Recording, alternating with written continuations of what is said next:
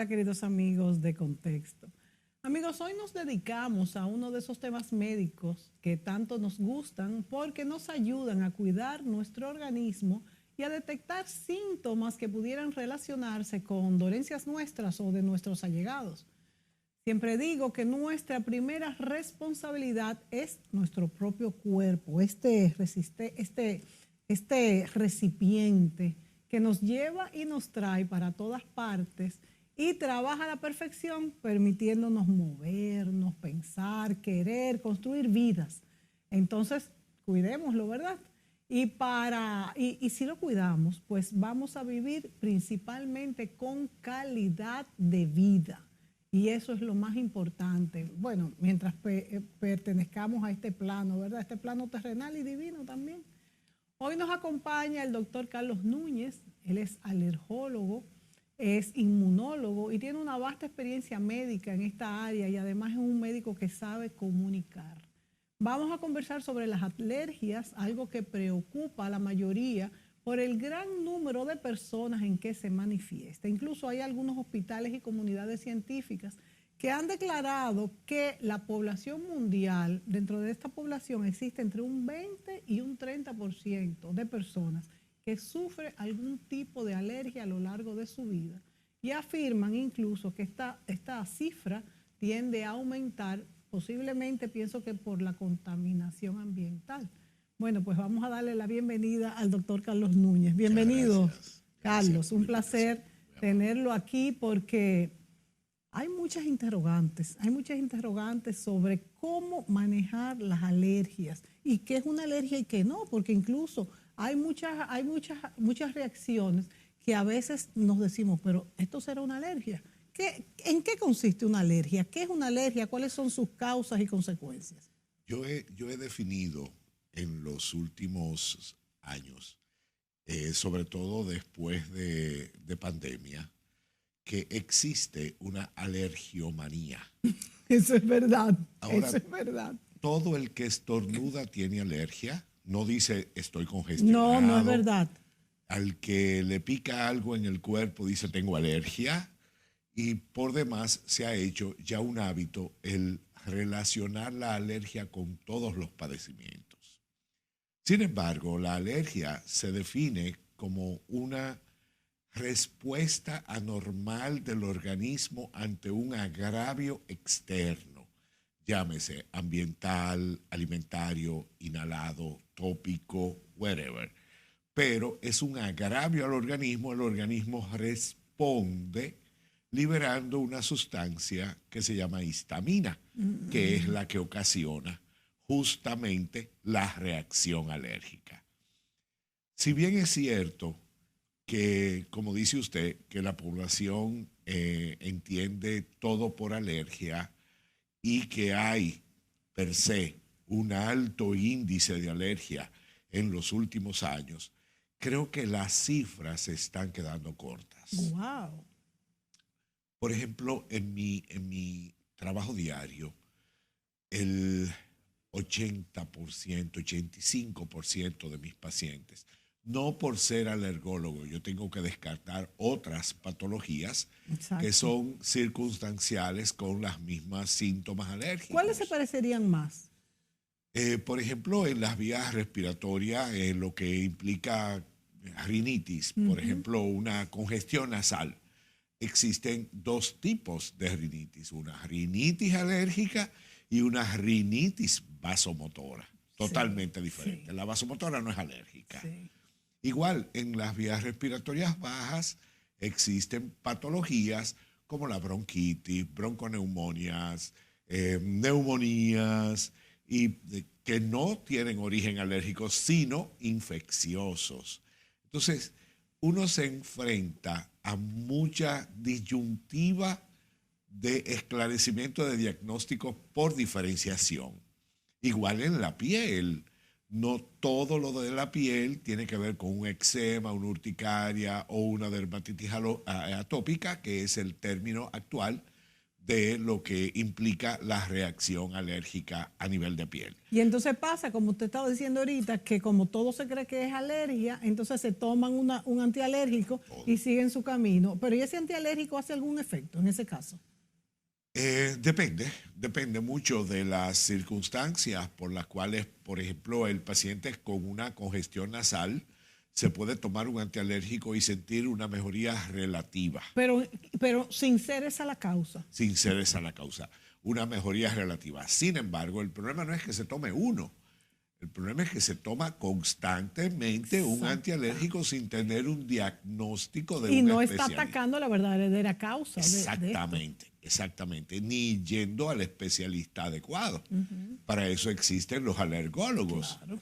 Y obviamente el daño que se le hace al organismo al ingerir sustancias químicas que no son apropiadas para el padecimiento que tiene, indiscutiblemente no es cuantificable a corto plazo. O sea que si yo estornudo mucho, vamos a decir, como dice el doctor Carlos Núñez, y pienso que es alergia, me tomo constantemente un antialérgico porque no va a ser uno, como dice él, esto me puede causar muchísimos efectos secundarios y, Claro no estoy resolviendo nada. Y no estás resolviendo nada. Eso es correcto. Así es. Fíjense lo peligroso, señores, que tenemos que evaluar las cosas. Sí, porque es que nosotros estamos muy acostumbrados a automedicarnos. Se ha hecho mucho hincapié y los médicos nos hemos enfocado en decirle al paciente: no se automedique, sí, vaya a la consulta, póngase en manos del especialista. Ahora, por ejemplo, con la garantía de tener una base médica que te ofrece condiciones de medicina general, ya eso propicia la derivación al especialista. Sí. Entonces, utilicemos el canal adecuado, no tomemos medicina a lo loco y haciendo, creyéndonos médicos sin serlo. El índice de resistencia antibiótica que se ha dado en los últimos años es terrible. Nosotros somos un país que, si bien no somos un país rico, somos un país en vías de desarrollo, sí, todavía deberíamos estar usando ampicilina como países con un poquito más de concepto que el nuestro. Le puedo poner, por ejemplo, Costa Rica. Costa Rica se usa la ampicilina. ¿Y por qué nosotros no? Porque nosotros ya agotamos la resistencia a la ampicilina y llamamos por una... O sea, ya como quien dice en la población. Sí, porque por cualquier cosa no tomamos una ampicilina. Hasta para el dolor de muela se tomaba una ampicilina hace unos años. Entonces, doctor, por eso es que cuando uno tiene cualquier tipo de bacteria, virus, lo que fuese, uno se hace, por ejemplo, un cultivo de orina, vamos a decir. Exacto. Que ya uno ahí le dice, ¿verdad?, cuál de los antibióticos es que es resistente y cuál es sensible. Si yo, por ejemplo, cuando uno se toma, que le dicen, tienes que tomarte tal cantidad de antibióticos porque si no te haces resistente. Eso quiere decir que si yo tomo muchos antibióticos, me hago resistente, o si no me tomo la cantidad para que me la acabe de quitar, y la misma bacteria o el mismo virus se hace resistente y ya ese no me resulta y tengo que tomar otro. Exactamente. Es que el organismo es sabio y las células son sabias, son seres vivos. Nosotros estamos formados por células y respiramos por células, hablamos por células, miramos por células. Obviamente dirigido por una entidad gobernadora que es el cerebro, sí, pero células al fin y al cabo. Y los virus entonces y las bacterias también son inteligentes y se hacen resistentes. Crean resistencia. Cuando el uso es indiscriminado, que es recurrente de un mismo antibiótico para un mismo padecimiento, termina esa bacteria reconociendo ese antibiótico y diciendo... O sea, que lo reconoce la bacteria y también lo reconoce el cuerpo y ya no le hace caso. Realmente la bacteria lo reconoce. La sí. bacteria lo reconoce. El cuerpo lo que es un reservorio de bacterias, pero la bacteria los reconoce, dice, ok, usando un lenguaje llano, ok, me lo tomé antes de ayer o la semana pasada, me lo vuelvo a tomar hoy. Ah, qué bueno, qué bien. Esto es un donut. Sí, exacto. Esto es claro. un dulce. cake. Exacto. Doctor, ¿hasta qué punto somos reservorios de bacterias? Bueno, el intestino, que se ha demostrado en los últimos años que es el prevalente de todas las capacidades físico-químicas del organismo, incluyendo la alergia. Esto se dice en un estudio el doctor Bishop en los Estados Unidos en el 2014, decía que el intestino está poblado por 1000 y tantas bacterias. Cada una está enfocada en condiciones muy establecidas. De hecho, a partir de ese estudio, se ha comenzado a investigar lo que actualmente se llama microbiota, que es la parte inductiva de la conformación, el desarrollo de la influencia hacia el sistema autoinmune.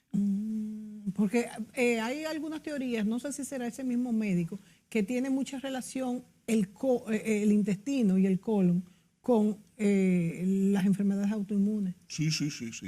De hecho, a partir de ese estudio es que se ha comenzado a desarrollar todo lo que implica el desarrollo y la potencialidad de reconocer la microbiota como ente primario del sistema autoinmune. ¿Qué es la microbiota?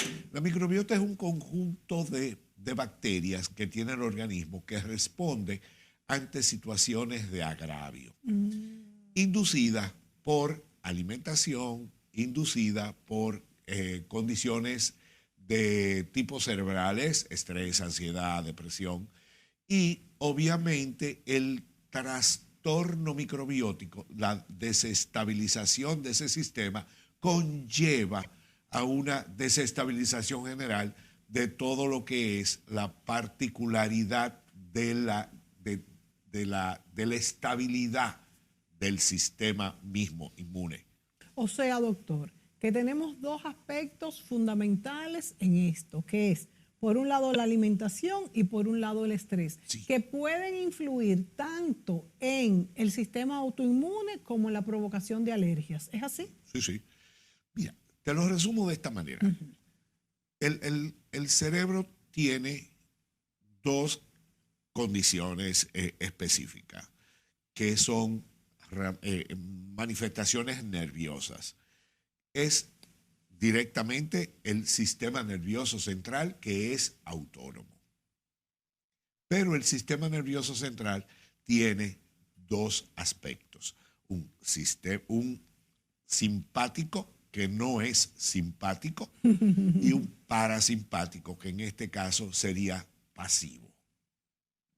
El simpático, yo digo que no es simpático porque es el que provoca el estrés, la ansiedad, la depresión, la hipertensión, todo.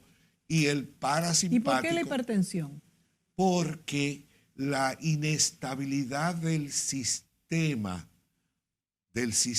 nervioso central conlleva aumento de condiciones que influyen e inducen la presión sanguínea, por ende, no regula el corazón la estabilidad de sus ritmos. O sea, una presión sanguínea inestable.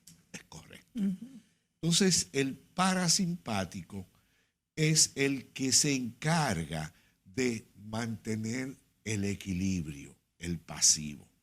Si el simpático está alterado, el parasimpático está depresivo o deprimido, no sería la palabra, exacto. deprimido. Al estar deprimido, las respuestas autoinmunes están disminuidas. Hablamos de respuesta. Se le dice defensa. Sí. Pero no, pero respuesta está totalmente deprimida. ¿Qué se busca? Siempre la estabilidad del sistema nervioso central. ¿Lograble? A veces no. Sí. En el 99,99% es muy difícil, pero tratar de mantenerlo en equilibrio que si uno sube, el otro baja, que el otro baja, uno sube, sería lo más óptimo. ¿Y qué papel juega entonces la alimentación en este balance del cuerpo y de los intestinos y el colon? Ahí viene la microbiota. Una alimentación adecuada, una alimentación balanceada, sin productos que induzcan inflamación, alteración de flora, desequilibrio homeostático de la flora, mantiene una estabilidad arriba. Doctor, ahora la pregunta del millón. ¿Usted come llevando en cuenta todo lo que no se debe de comer según esa dieta antiinflamatoria que anda caminando por ahí? No. Porque eso es no comer de nada. No, es muy difícil, es muy difícil. Porque mire, por ejemplo, yo soy una persona que me encantaban las semillas, o sea, las semillas de el pistacho, las semillas de cajuil, las almendras, todo eso, y son proteínas. Y Sí. yo tenía entendido hasta hace poco que era lo mejor como proteína, y ahora dicen que hacen daño y que son inflamatorias. Entonces la carne, yo nunca he sido gran carnívora, pero también es una fuente de proteína. Ahora la carne roja también es inflamatoria. Las habichuelas, señores. Todos los granos. Todos los granos. Todo. ¿Cómo va a ser? ¿Verdad que sí, Twingo? ¿Cómo va a ser? Todos los Señores, granos. yo soy una gente un poco desorganizada comiendo. Entonces yo hay veces que no como. Y me dan las 4 de la tarde, entonces me entra un hambre, pero un hambre. Entonces yo digo, ay, por favor, un plato de habichuela con granito así bien rico. Y como que yo siento como que me entra al cerebro. Entonces ahora resulta que las habichuelas y todos los granos son inflamatorios. Doctor, ¿usted me puede hacer una dieta que yo pueda llevar que sea saludable? Mira, no realmente, porque no es mi área. Pues yo voy a Porque, tener por que ejemplo, buscar a alguien que me haga... Yo fundamento mi trabajo básicamente Ok, como doctor. alergólogo en evidencia. Ok, doctor, pero vámonos al caso suyo, que es el que nos incumbe hoy. ¿Los granos son inflamatorios o está comprobado eso y pueden causar alergia o depresión del sistema autoinmune o la microbiótica esta del colon afectarla? Hay muchas teorías encontradas. Hay mucho de controversia. Esto no hay una base científica que lo ampare. Las hay, pero no sustancialmente aceptadas. Yo me leí un libro ahí que decía No, que... no. que eso No hay. estaba- Y usted ve, por ejemplo, universidades como Yale y universidades como Oxford enfrentándose en condiciones de exposición de este tipo de definiciones inflamatorias.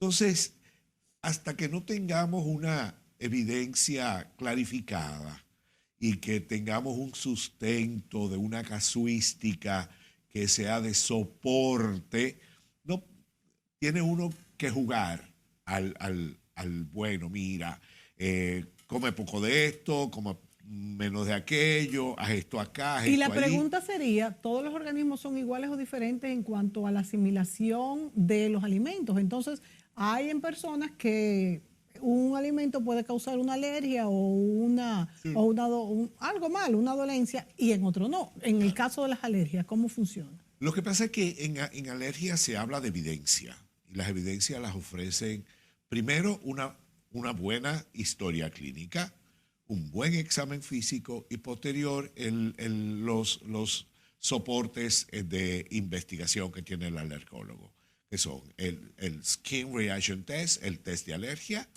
Que este se hace en la piel. Ese se hace en la piel. Ese es el que se hace en las pruebas de la piel. Es correcto. Y hay un RAS test, que son un panel de alergia que se hace en laboratorio. Ambos tienen un valor aceptable, bueno, de un porcentaje de seguridad bastante alto. Entonces, basándonos en eso, si tenemos síntomas digestivos, hay que hacer un panel digestivo, ya sea en piel o ya sea en sangre. Preferiblemente, vuelvo y caigo en países como el nuestro, es más rentable económicamente hacerlo en piel. ¿Por qué? Porque son es muy caros los costoso otros. el laboratorio. Hay otros paneles que se hacen en base a otra derivación inmunitaria, que son la IgG. esos no tienen base de lectura comprensiva, diríamos, comprensiva, no, sería como lectura veraz en alergología, porque se basan en una inmunoglobulina que no tiene nada que ver con alergia. ¿Ya me entiende? O sea, hay un tipo que se hace con mucha frecuencia aquí, hacen 2.800 pruebas en sangre y la mandan a muchísimos sitios. Se la llevan a cualquier alergólogo y dicen que no la acepta. Porque se fundamenta en una inmunoglobulina que es otro tipo, que no es la que condiciona las reacciones alérgicas. ¿Todas las de sangre se basan en ese IgG?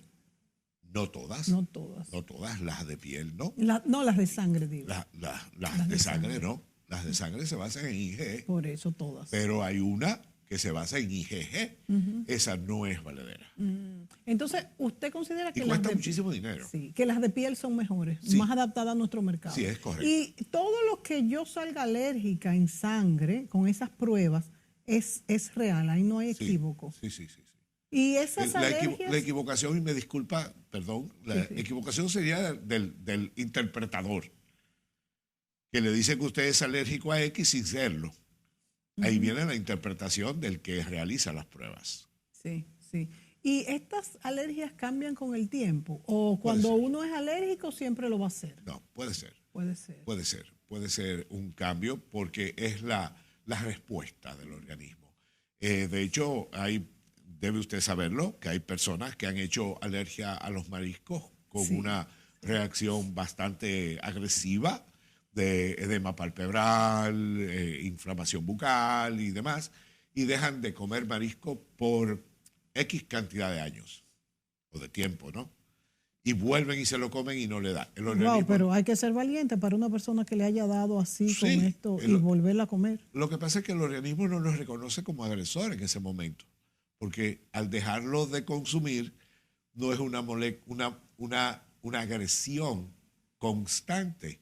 Ahora bien, se lo come, no le da reacción, deje pasar un tiempo, vuelva a ingiéralo, pero no lo haga un hábito, porque el sistema inmunológico tiene algo que se llama recuerdo.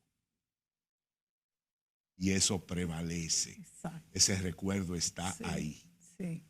Y esa reacción de recuerdo puede volver a pasar. Le va a pasar y le puede pasar muy brusco. Sí.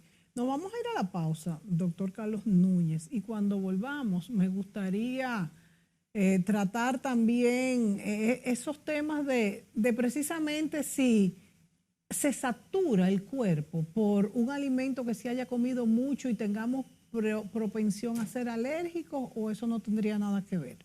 Volvemos de inmediato.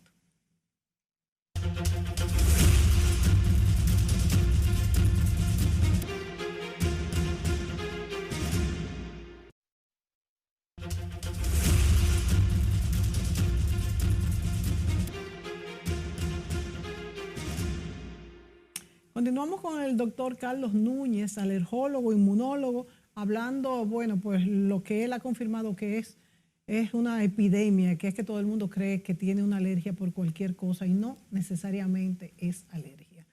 Doctor, le preguntaba en el segmento anterior si el cuerpo llega un momento que se satura por quizás alguna propensión a alergia hacia tal o cual cosa, y eso causa la alergia. Por ejemplo, decíamos ahorita que hasta qué sé yo, hasta la lechuga. A mí me salió una vez que yo era alérgica a la lechuga y resulta que yo lo que más como en la vida es lechuga. Ahora, también me explicaron que hay varios tipos de lechuga y usted decía que hay personas que son alérgicas a los mariscos y después vuelven a comerla y ya no le causa la reacción.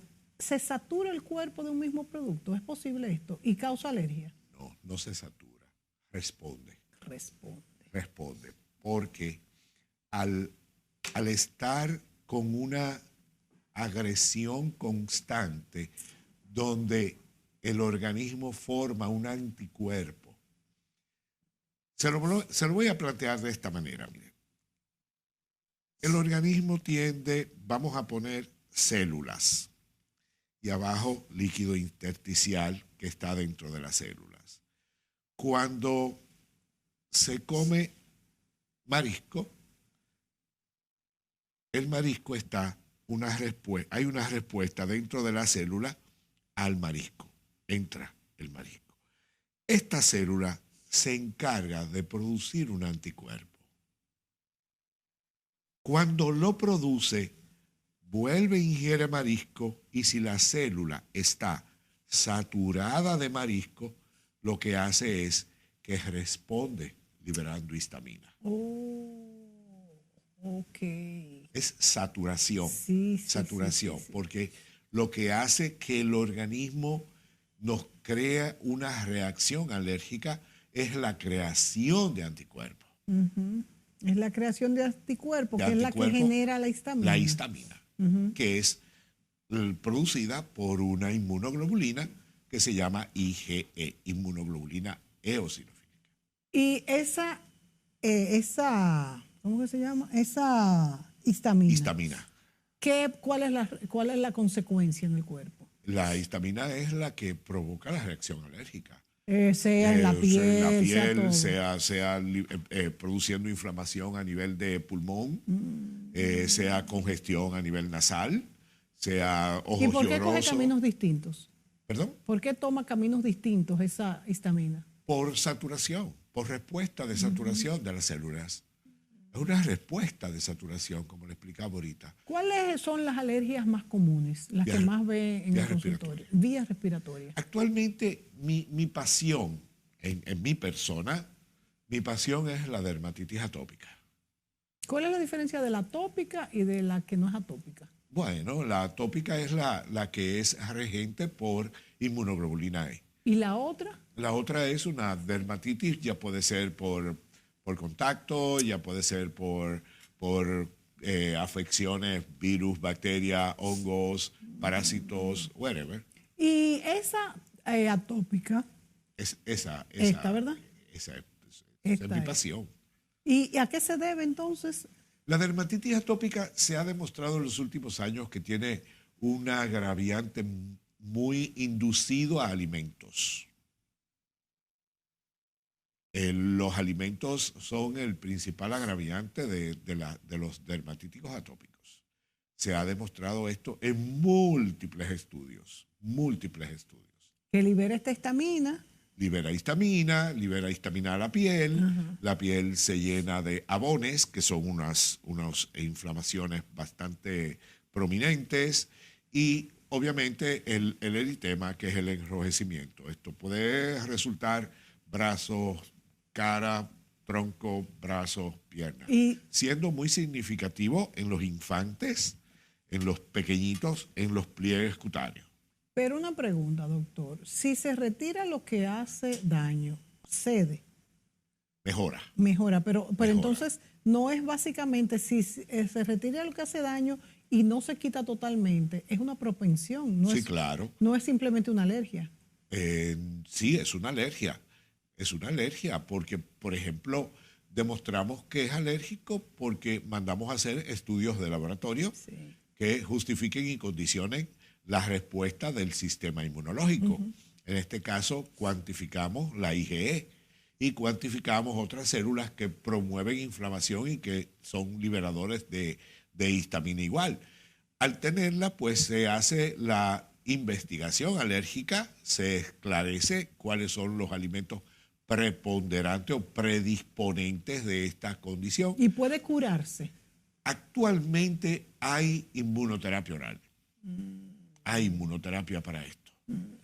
Creo que a partir del año... Vi un estudio antes de ayer de Crawford que a partir del 2025 ya iba a estar disponible inyectado.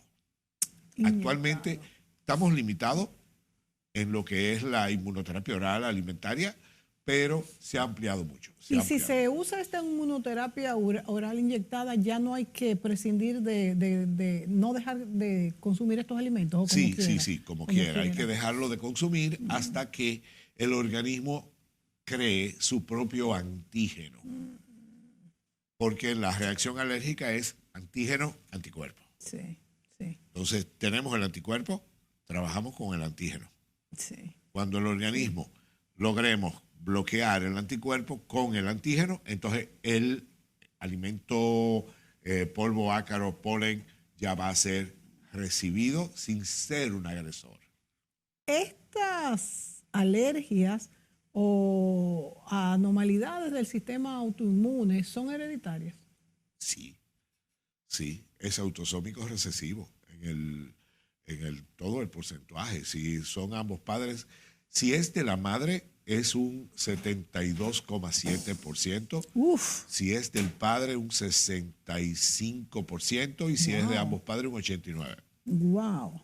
O sea que en vez de venir con el pan debajo del brazo, viene con la alergia alante de la nariz. Exactamente. Uf, tremendo. Es alto, es altísimo. Es muy alto. Por eso es que usted dice que hay un porcentaje de la población enorme. Y seguirá subiendo, porque hay muchos factores, como decía usted al principio, que contribuyen. Nosotros estamos viviendo un proceso de crecimiento vertical. Esto conlleva una generación de polvo, de cambios en la estructura atmosférica de nuestro país. Por otro lado, se ha lamentablemente cambiado el sistema alimentario. Sí. Y digo lamentablemente porque nada más hay que ir a un supermercado y entiendo y justifico que hace muchos años las madres se dirigían única y exclusivamente casa, hijos, marido. Uh-huh. Actualmente la madre, la mamá es prácticamente dueña de su vida profesional y es un ente productivo. Entonces se le dificulta el propiciarle una alimentación sana a un niño escolar. Uh-huh. Es mucho más fácil comprar una papita buscar cosas preparadas, preparar una lonchera a las 6:30, 7 de la mañana, en vez de hacer un puré de papa, es mejor, bueno, aquí estamos. Es que es imposible ya hacer el puré de papa. Es muy difícil. Y ya a los muchachos no les gusta. No les gusta. De hecho, les da hasta vergüenza. Yo digo que yo soy una abanderada del trabajo de la mujer en la calle, porque es la única manera de que sea un ente productivo y respetable. Pero usted sabe una cosa, que eso ha acabado con la sociedad. Sí. Porque es que uno no tiene tiempo para nada. Pero se ha demostrado que la mujer tiene una valía mucho más que el mismo hombre. Claro. Pero definitivamente. Porque pero el problema la mujer produce más que el hombre, no en la cuantificación económica, uh-huh, sino en todo lo que rinde. El problema es que detrás de esos logros económicos, la familia ya no come junta, ya no cena junta, no. Entonces, los muchachos están como chivos sin ley y ya vemos que por eso yo digo que yo no echaría para atrás porque realmente no lo haría, pero estamos pagando un costo bien alto. Es una sociedad en avance, es una sociedad ya... En cambio, vamos a decir en cambio. Sí, es una sociedad occidentalizada completamente. Uh-huh.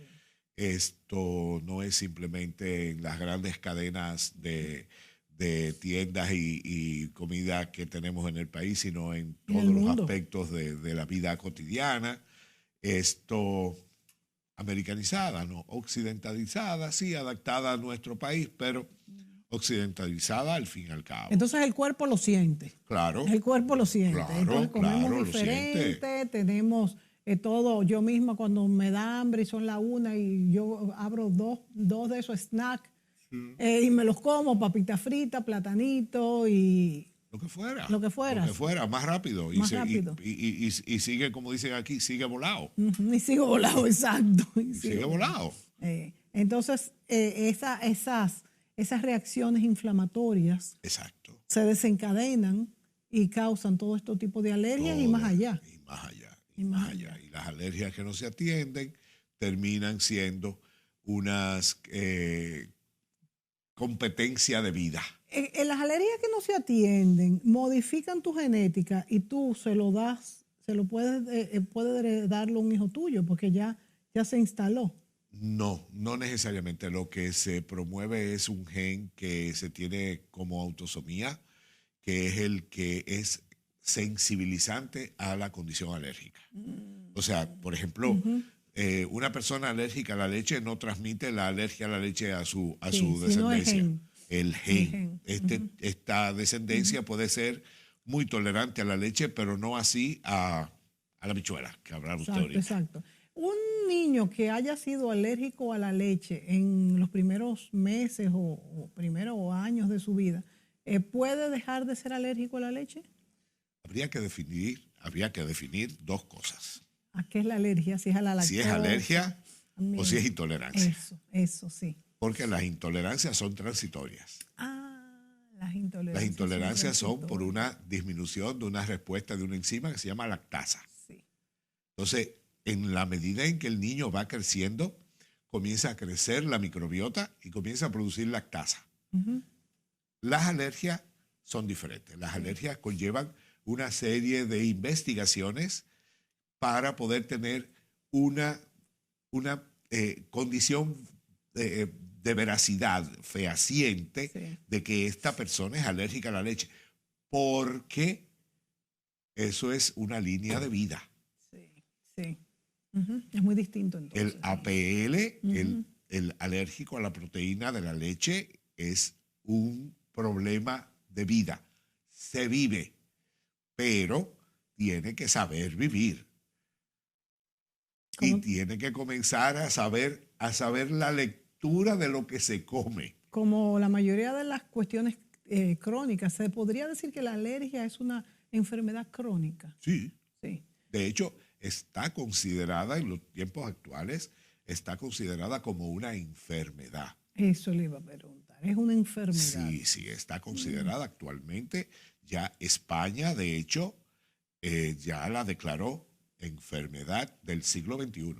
Nos vamos a la pausa, doctor, y cuando volvamos vamos a hablar de qué tan grave pueden ser las alergias y esos episodios que hemos visto que algunas personas han experimentado en algún momento de su vida que han estado al borde de la muerte, la respiración se dificulta y sale algún rayo, todo esto, y qué hacer en estas circunstancias. Volvemos de inmediato.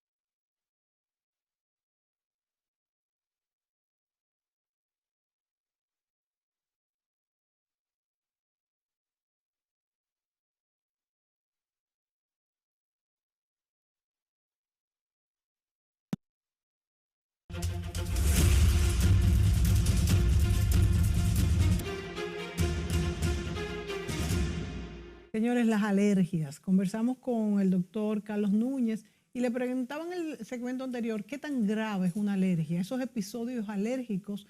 Yo le contaba al doctor fuera de cámara que a mí una vez me dio un episodio alérgico, uno solo en toda mi vida. ¿Y por qué? ¿Por qué pasa esto? Que quizás fue algo que comí, yo estaba comiendo en ese momento y quizás en otro momento no me dio. Lo que pasa es que depende mucho del estrés.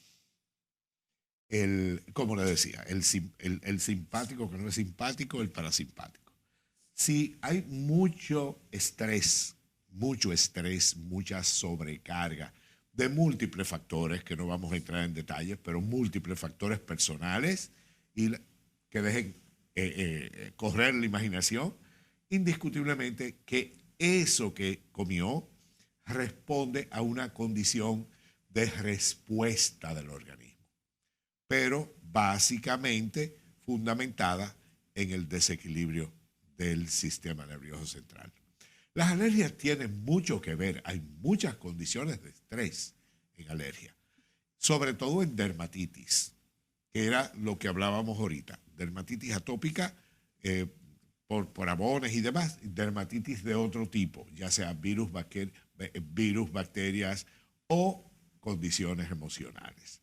Hay personas que reaccionan con un rash cuando tienen que tomar un examen en la universidad y están muy estresada porque no estudiaron lo suficiente. Sí. Ahí comienza un rash. Eso no es alérgico. Eso es mediado por el sistema nervioso central. Eso no es alérgico. Ay, no, para nada. Vuelvo y les reitero que las alergias son totalmente inducidas por el sistema autoinmune. Sí. Basándose en condiciones de una respuesta de una inmunoglobulina que se llama IgE y otros factores exógenos que inducen las condiciones inflamatorias y o alérgicas, que son los eosinófilos, que es otro tema. Pero las condiciones, por ejemplo, de agravio de una reacción alérgica puede ser o hipersensibilidad tipo 1, que es anafilaxia, que es, puedo ponerle un ejemplo muy ilustrativo. En las películas, cuando las personas comen mantequilla de maní y se trancan y no pueden respirar, eso es una hipersensibilidad tipo 1, eso es anafilaxia.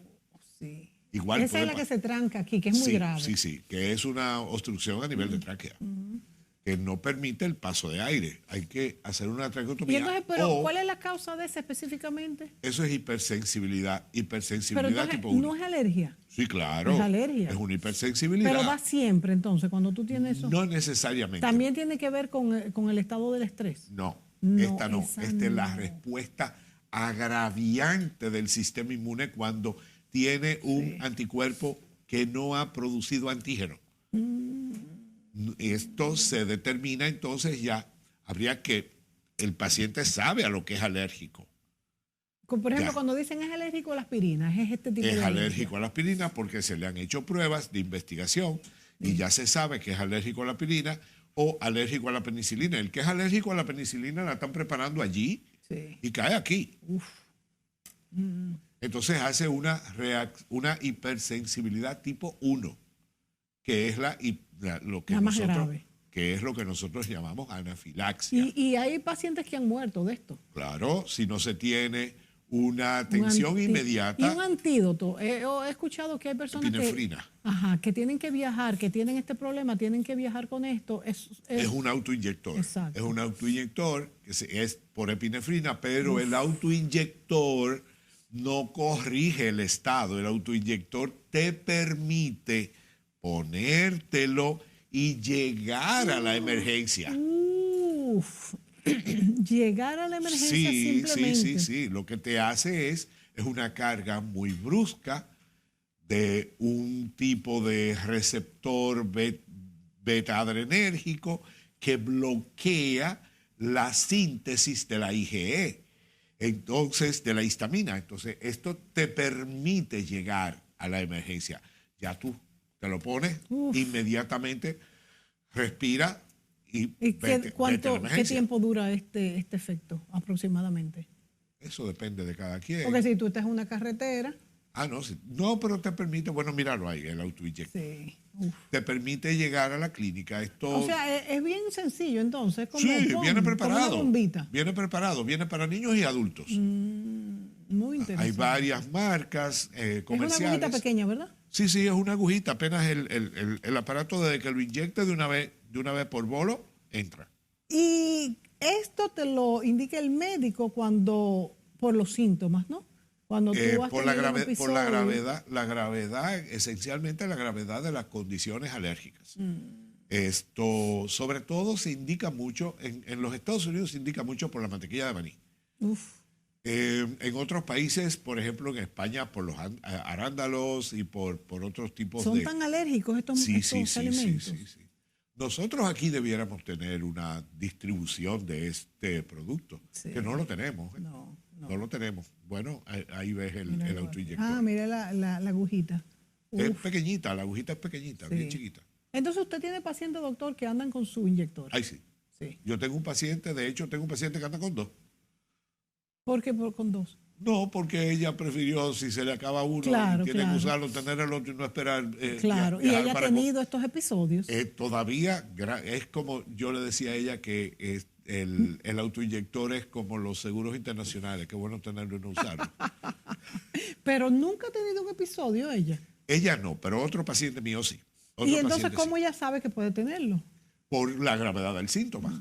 O sea, ya se le hizo todos los estudios. Los estudios dieron un agravio muy alto a condiciones alimentarias. Es una persona que sale mucho a restaurantes y tiene que compartir con personas internacionales y demás. Y yo fui el Claro, primero que lógico, le dije, lógico. tiene que tener esto porque en los restaurantes o en los sitios de comida no van a tener una... Y ella acudió al consultorio, ¿por qué? Porque tenía... Fue remitida por un médico amigo porque ¿Por estaba qué? haciendo unas reacciones alérgicas muy bruscas que no estaban siendo controladas En la piel. en la piel y no estaban siendo controladas rápido a nivel de clínica, de hospitalización. Cuando le hicimos todos los estudios, pues ya dimos con la gravedad de su sintomatología y por ende, pues le dimos la Pero solamente en piel, no había hecho episodios de aquí de garganta. Durante el proceso en la clínica Sí. hubo una inflamación a nivel de tráquea Había una. y tuvieron que actuar rápidamente. Ahí es que me llaman en la clínica y yo acudo y trabajamos en conjunto. Doctor, ácaros, polvos, animales domésticos, el sol, ¿qué tan...? La urticaria al sol es interesantísima. No tiene tratamiento, es simplemente protección, trata de estar lo menos expuesto posible. Ácaros son muchos, polvos de hogar son muchísimos. Esto se recomiendan muchísimas medidas preventorias. Hay tratamientos específicos para ambos, para polvo, ácaros, pólenes. Esto que es inmunoterapia y responde en un 99%. ¿La inmunoterapia en qué consiste? La inmunoterapia es inocular pequeñas cantidades del antígeno al cual la persona es alérgica de manera progresiva para cambiar el curso natural de la enfermedad. Nos toma tiempo, nos toma mucho Y tiempo. esos son de los que son de 1 año, 2 años, Más, 3 años. 2, 3, depende, Sí, 4, hasta 5. Porque depende de la gravedad de las condiciones alérgicas que presente cada persona. No podemos tratarla toda junta. O sea, bueno sería tener una inmunoterapia a polvo, ácaro, polen, todita. Darle o sea que es una a una. Tenemos que ir subsanando y recuperando cada una de las sensibilidades que la persona pueda tener. ¿Y qué usted recomienda, doctor? Por ejemplo, a la gente que es alérgico al polvo, que es tan difícil en nuestros países de controlar. Eso mismo, las almohadas, vimos ahí. No se controla bien. Eso se recupera bastante bien, el porcentaje es bastante alto. Pero con la inmunoterapia. Con la inmunoterapia. La inmunoterapia te da un beneficio de recuperación sin síntomas de 10 años. ¡Wow! Mucho. O sea, el que tiene una crisis asmática, por ejemplo, el que tiene una rinosinus conjuntivitis o una rinitis perenne, y uno le dice, mira, eres alérgico a X, A, B, C, D, X, Y. Sí. Vamos a trabajar esto por un periodo de tanto tiempo y tu recuperación será de un mínimo de 10 años. O sea que una persona asmática o con alergia al polvo se somete a este tipo de inmunoterapia y puede tener una libertad de 10 años. Una vida, wow, pero una calidad de vida, una calidad de vida buena. Uf. Una calidad de vida muy buena porque la inmunoterapia es el único tratamiento que cambia el curso natural de la enfermedad alérgica. Y esto está probado. Sí, es correcto. Tiene 100 años. Tiene 100 años. Y para descubrir esto, ¿cuál es el proceso? hacer las pruebas alérgicas. Hacer las pruebas alérgicas Hacer las en piel. pruebas alérgicas en piel. Primero, saber que el paciente es alérgico. Sí. Después, hacer las pruebas alérgicas. Y luego, pues, someterse a inmunoterapia. Y esta inmunoterapia, me imagino que se la coloca el mismo paciente porque es algo que dura puede años. puede ser el mismo paciente y puede ser a nivel de unidad de alergia. Sí, pero en el sitio solo donde- hecho de desplazarse, Sí, con ya es como que uno no lo va a poder hacer nunca. Por ejemplo, en Estados Unidos se le enseña al Exacto. paciente a inyectarse. Porque puede ser en el muslo, por ejemplo. Puede ser en el muslo, puede ser acá. Es una agujita pequeñita, Es ¿no? una pequeñita. Porque lo que se usan son unidades. Son unidades internacionales, que Sí, son bien, sí, bien pequeñitas. sí. Pues yo he visto personas que se la han puesto, por ejemplo, un día sí, un día no, semanal, lo que sea, y son unas agujitas, pero lo ideal sería que fuera como un inyectorcito para poderse poner más fácil. Sí, pero actualmente en el país no lo tenemos disponible. Sí. Animales domésticos, doctor, ¿qué tanta alergia pueden producir? Sí, muchas. Los gatos, Por los ejemplo, perros, los pajaritos. el perro te da reacciones alérgicas, la saliva, el pelo, Uf, sí. las heces, la orina. El gato igual. El gato, la orina, las heces, el pelo y la saliva. Y otra cosa, doctor, por ejemplo, los animalitos que son domésticos. A mí la verdad que nunca me ha gustado tener animales domésticos dentro de la casa. Pero, por ejemplo, estos animalitos que hacen sus necesidades, no es como uno que se lava, ¿verdad? Entonces, una cosa es que uno vea las heces y otra cosa es que haya... Contacto con las heces. Claro, claro. Por eso es que es reacción alérgica a las heces. Sobre todo de los perros. En los últimos tiempos estoy encontrando mucha reacción alérgica a las heces de perro. Y es porque tienen una mascotica y los niños siempre andan con la mascota cargada. Entonces, Y todo eso que se encuentra en las heces, tanto humanas como las salmonelas y todo este tipo de cosas, ¿cómo que se llama? En el perro, no. No. El perro tiene otro tipo de bacterias. ¿Y cuáles son esas que pueden llegar a... Se la debo. Bueno, pero la verdad es que hay que tener mucho cuidado y con los niños. Sí, sobre todo Y con el los niños. pelo, aquellos que son asmáticos. Exactamente, sobre todo los asmáticos, que si no tiene un asma controlado, va a hacer crisis, hasta que... Pero yo soy de los que siempre voy a manifestar una condición de protección ante, por ejemplo, los animales domésticos. Sí.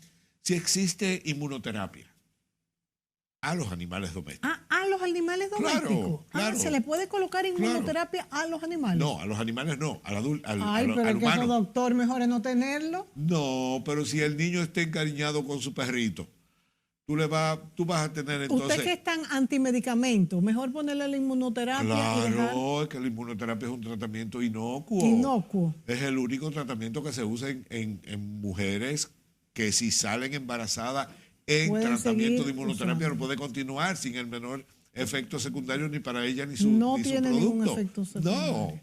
Entonces, todo lo contrario, en una mujer que sale embarazada durante el proceso de inmunoterapia tiene mejor respuesta a su producto porque está siendo compensado con unos antígenos a la madre que se lo va a transmitir por Wow. canales sanguíneos. Sí, qué bien, sí. Entonces yo soy de los que dice que prefiere la inmunoterapia y no el bebé en un psicólogo. Claro, es verdad que nadie sabe cuál va a ser la consecuencia futura. Claro que sí. Doctor, un mensaje para las personas que tienen alergia finalmente en este programa. Que se cuiden y que acudan al alergólogo. ¿Verdad? Y que no acudan le al tengan miedo alergólogo. entonces a esta inmunoterapia. No, para nada. Ya se ha creado una conciencia muy buena sobre este tipo de tratamientos y las redes ayudan y Google y muchísimas otras cosas. Usted tiene unas redes muy activas, vamos a decirlas, doctor. Ay, sí, muy activa, demasiado. Doctor Carlos Núñez. Arroba DR Carlos Núñez. Arroba DR Carlos Núñez. DR, doctor abreviado. DR ok. Carlos Núñez. Bueno, doctor, muchísimas gracias por todas Siempre. estas orientaciones. Lo tenemos que tener con más frecuencia en este programa. Y a ustedes, amigos, gracias por sintonizarnos y será hasta la próxima.